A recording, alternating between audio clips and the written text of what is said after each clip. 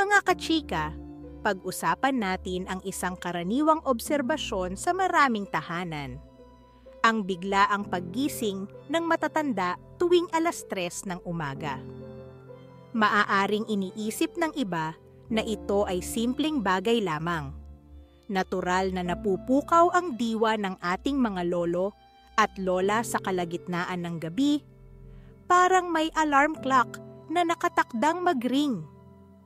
Pero alam nyo ba na ang ugali o pattern na ito ay may mas malalim na dahilan?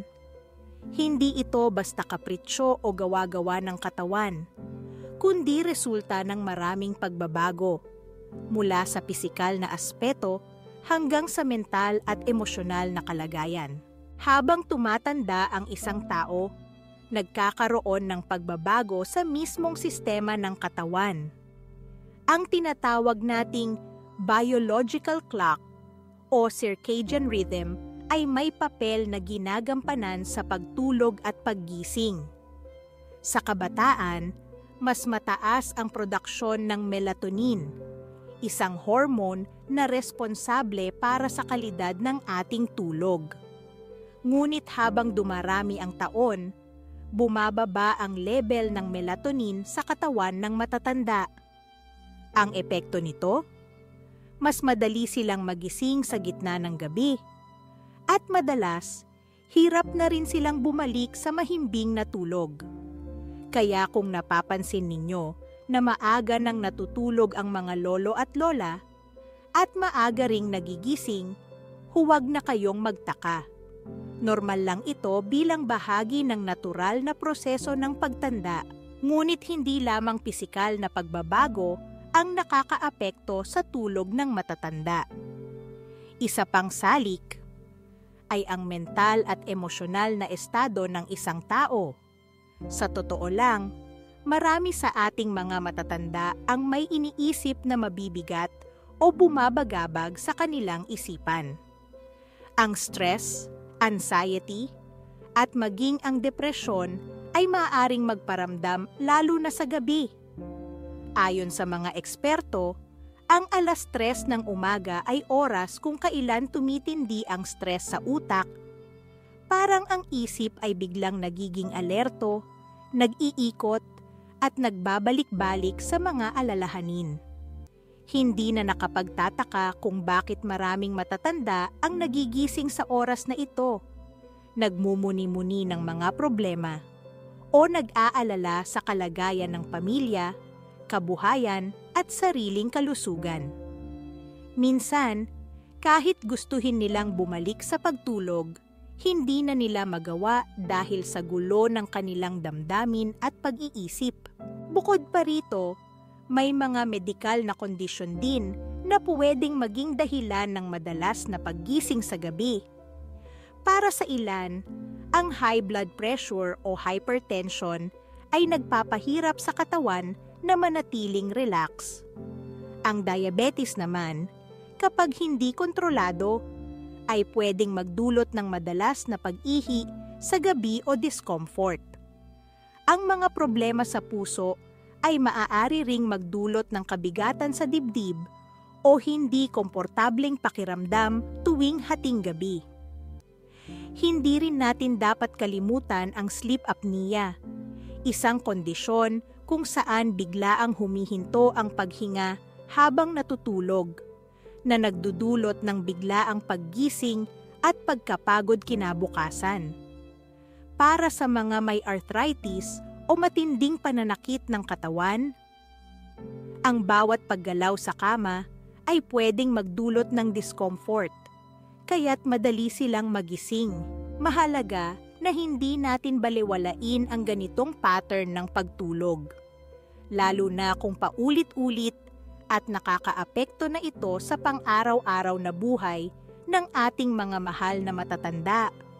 Kung napapansin ninyo na araw-araw o gabi-gabi na silang nagigising tuwing 3:00 ng umaga, mas mabuting magpakonsulta sa doktor. Maaaring may underlying health condition na kailangang matukoy at magamot. Dagdag pa rito, may mga gawi at lifestyle factors na pwedeng magpalala ng fragmented sleep. Halimbawa, ang pag-inom ng caffeine o soft drinks tuwing hapon o gabi ay pwedeng magpakabuhay ng diwa at magpahirap sa pagtulog. Ang pagkain ng mabigat o maanghang na pagkain bago matulog ay pwedeng magdulot ng discomfort sa tiyan. Kaya't nagkakaroon ng problema sa pagtulog kung kulang naman sa physical activity o ehersisyo ang isang tao sa araw-araw. Ang katawan ay hindi sapat na mapapagod, kaya't mahirap makaramdam ng antok. Ang paggamit ng gadgets o cellphone bago matulog ay may epekto rin sa produksyon ng melatonin. Ang liwanag mula sa screen ay nagpapababa dito, kaya't mas mahirap makatulog. Sa kabila ng lahat ng ito, may mga paraan upang matulungan ang matatanda na magkaroon ng mas mahimbing na tulog. Una, mahalaga ang regular bedtime routine.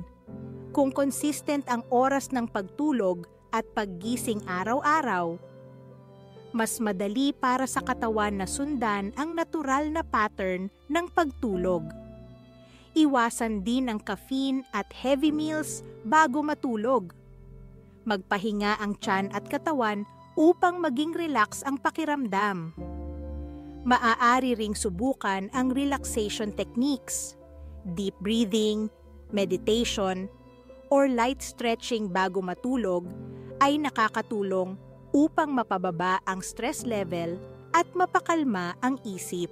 Kung talagang hindi na nagiging maayos ang tulog, huwag mag-atubiling kumonsulta sa doktor. Iba't ibang tests ang pwedeng gawin upang matukoy kung may seryosong kondisyon sa katawan. At kung kailangan ng gamot o therapy, mas maganda na ito ay guided ng eksperto. Isang mahalagang tip din ay ang panatilihin ang light exposure sa umaga. Ang sikat ng araw ay tumutulong sa biological clock ng katawan upang maging consistent ang pagtulog at paggising. Kung kaya, magandang maglakad-lakad sa umaga o magbukas ng bintana upang makapasok ang natural na liwanag sa bahay. Sa huli, mga kachika, ang paggising tuwing 3:00 ng umaga ng mga matatanda ay hindi lang simpleng puyat o masipag na lolo at lola. Ito ay resulta ng normal na aging process, mental at emotional state, pati na rin ng kalusugan. Mahalaga na bigyan natin ng pansin ang tulog ng ating mga mahal na matatanda. Hindi lamang ito parte ng kanilang pang-araw-araw na buhay, kundi konektado rin sa kanilang overall health. Ang sapat na tulog ay nagbibigay ng lakas, kalinawan ng isipan, at mas magandang pakiramdam sa pang-araw-araw. Kaya sa susunod na mapansin ninyo nagising si lolo o si lola tuwing 3:00 ng umaga, huwag basta balewalain. Kumustahin sila. Tanungin kung may nararamdaman o inaalala. Baka kailangan lang nila ng kaunting kausap o baka may dapat na talagang ipatingin sa doktor. Tandaan, ang pag-aalaga sa kanilang pagtulog ay pag-aalaga na rin sa kanilang pangkalahatang kalusugan at kaligayahan. Maging sensitibo tayo sa kanilang pangangailangan.